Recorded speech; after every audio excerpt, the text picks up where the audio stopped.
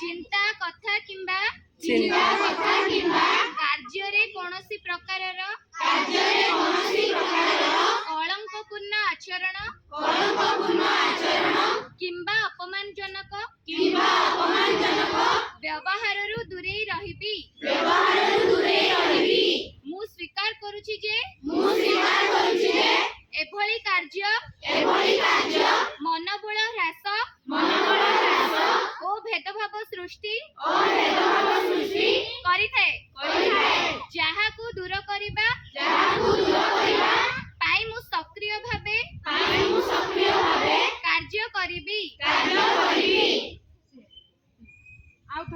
ମୁଁ ପ୍ରତିଜ୍ଞା କରୁଛି ଯେ ମୋ ଘର ପରିବାର ବିଦ୍ୟାଳୟ ସମ୍ପ୍ରଦାୟ କିମ୍ବା ସମାଜରେ ଭିନ୍ନକ୍ଷମ ବ୍ୟକ୍ତିଙ୍କ ପ୍ରତି କୌଣସି ଅପମାନଜନକ ସମ୍ବେଦନଶୀଳ ଶବ୍ଦ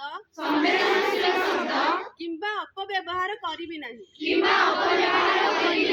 ମୁଁ ସ୍ୱୀକାର କରୁଛି ଯେ ଏଭଳି ଭାଷା ଭିନ୍ନକ୍ଷମ ବ୍ୟକ୍ତିଙ୍କ ମର୍ଯ୍ୟାଦା ସମ୍ମାନ ଓ ଅଧିକାରକୁ କ୍ଷତି ପହଞ୍ଚାଇପାରେ।